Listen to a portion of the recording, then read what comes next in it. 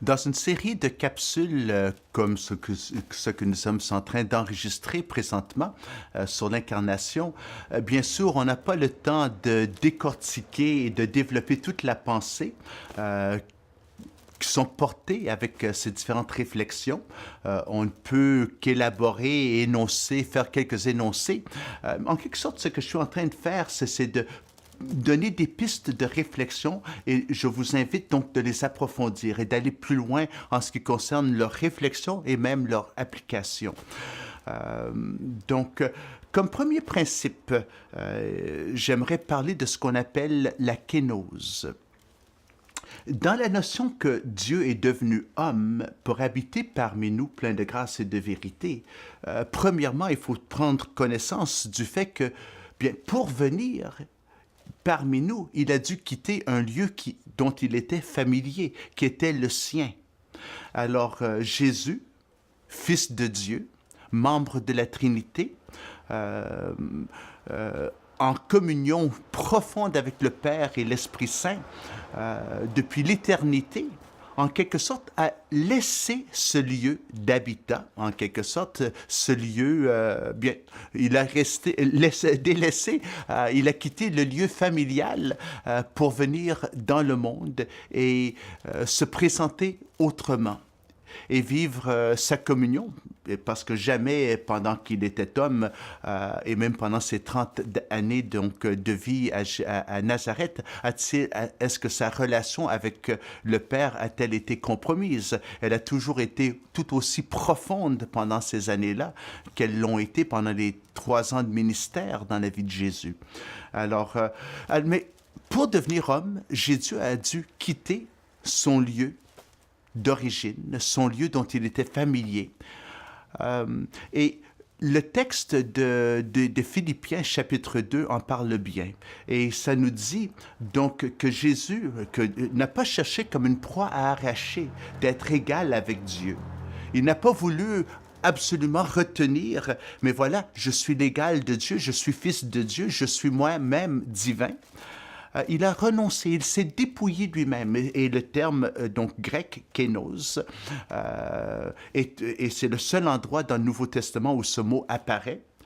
Dieu s'est dépouillé. Dieu, dans la personne de Jésus, s'est dépouillé. Il s'est dépouillé et il est devenu un simple homme pour habiter parmi nous. Et il est devenu même un doulos, un esclave, qui est allé jusqu'au bout de son cheminement humain, jusqu'à la mort sur la croix. Pour faire cette transition et devenir homme, il a quitté son lieu d'habitat, son lieu de communion profonde, son lieu où il était familier, là où sa gloire était présente. Et d'ailleurs, dans Jean chapitre 17, au début du chapitre, dans sa prière sacerdotale, il prie « Père, redonne-moi la gloire qui était mienne avant la fondation du monde. Redonne-moi la gloire qui était mienne et la gloire que j'ai délaissée, la gloire dont je me suis détourné, pas détourné donc en rébellion, mais que j'ai quitté, que j'ai laissé derrière moi, que je n'ai pas cherché absolument à amener avec moi quand je suis devenu homme. » Alors pour quitter, pour venir, pour aller dans un lieu, pour aller dans le monde, il devait quitter son lieu d'origine. Alors, il nous faudrait aussi réfléchir donc pour ce qui est donc de l'Église, pour ce qui est de nous croyants chrétiens, dans la tâche missionnaire que Jésus nous a léguée, d'aller dans tout le monde pour faire des disciples. Bien, la notion effectivement que pour aller dans le monde, il faut d'abord quitter notre lieu d'origine, notre Église, notre communauté, parfois même notre culture, notre ville, notre langue pour en apprendre une autre. Toute l'œuvre missionnaire qui s'est réalisée depuis l'apôtre Paul et par après, en règle générale, ce sont des gens qui ont quitté leur lieu de familiarité pour aller dans le monde, qui se sont dépouillés de toutes les honneurs, les gloires, les reconnaissances qui étaient leurs dans leur milieu.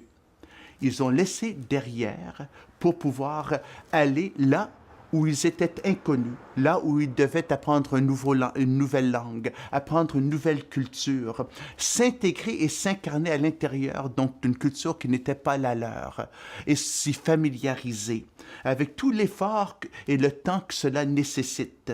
Et jamais est-ce que c'est immédiat. C'est un travail de longue haleine, un travail sur le long terme, d'identification avec une nouvelle culture. Alors voilà que, bien sûr, cette tracé-là a été souvent expliqué au cours des années. Moi, j'aimerais porter la réflexion encore un petit peu plus loin. Je dirais qu'en grande partie, au sein de l'histoire de l'Église, l'Église, en allant dans d'autres cultures et en allant dans d'autres pays, dans d'autres mondes que le leur, et dans tout le processus d'apprentissage et d'identification avec cette culture, souvent est allé dans le monde avec une idée déjà préconçue de la communauté dont il voulait s'établir. L'Église catholique l'a bien fait autour du monde. Elle a reproduit sa propre culture religieuse autour du monde, tout comme l'a fait les protestants, anglicans, presbytériens, Église unie, et tout comme on le fait nous en tant que chrétiens protestants évangéliques. On amène notre propre culture, notre propre gloire avec nous à l'extérieur. Donc bien sûr, il y a une identification, mais l'identification avec le monde est partielle. En quelque sorte, oui, on s'identifie, mais jusqu'à une certaine mesure, parce qu'on sait que nous, on veut transformer leur culture afin qu'elle devienne la nôtre et qu'elle nous ressemble. En quelque sorte, dans ce processus-là, l'incarnation est truquée, est incomplète, à mon avis, à mon humble avis. L'identification est inadéquate par le simple sens qu'on y apporte notre propre culture, ce qui est devenu et ce qui a fait partie donc du colonialisme d'autrefois, le colonialisme européen autour du monde, en quelque sorte, et selon lequel l'Église, dans toutes ses expressions, a été complice. Alors, je crois que le temps est venu pour nous pour repenser ce que représente la kénose pour nous, ce dépouillement, et même de nous poser la question, sommes-nous capables de nous dépouiller de notre propre culture religieuse pour tellement nous identifier au point de nous perdre à l'intérieur de cette nouvelle culture, cette nouvelle langue, et parler leur langage et prendre leurs références afin d'interpréter notre foi, au lieu de juste nous référer à nos propres références d'auteurs évangéliques, souvent américains ou anglais. Alors, des références qui ne sont aucunement celles des francophones, des Québécois. Alors, on a aussi besoin donc de nous plonger en profondeur dans la culture, là où Dieu nous a appelés, et surtout dans un contexte d'une société post-chrétienne, une société qui a dit, et qui nous a dit, et qui a dit à l'Église que la représentation de la foi chrétienne qu'en ont fait les Églises au cours des siècles est inadéquate, ne nous a pas rejoints, n'a pas tenu ses promesses, nous a dit toutes sortes de choses extraordinaires, nous a même transmis des valeurs d'intégrité, de justice et de droiture et d'amour pour le prochain. Mais quelque part, l'expression et les cadres ont été inadéquats. Je crois qu'il y a un travail en profondeur à faire, une certaine autocritique que nous avons à faire, mais le faire dans le cadre donc de cette réflexion de la kénose, de ce dépouillement. Et j'aimerais tout simplement terminer en soulignant que lorsque Jésus est devenu un homme et que personne ne savait que Dieu habitait au coin de la rue, au-dessus de l'atelier, au cœur de la ville de Nazareth, malgré cela, pendant ces 30 ans, Jésus n'a jamais rompu sa relation et sa communion propre avec le Père, au point de dire que celui qui m'a vu a vu le Père.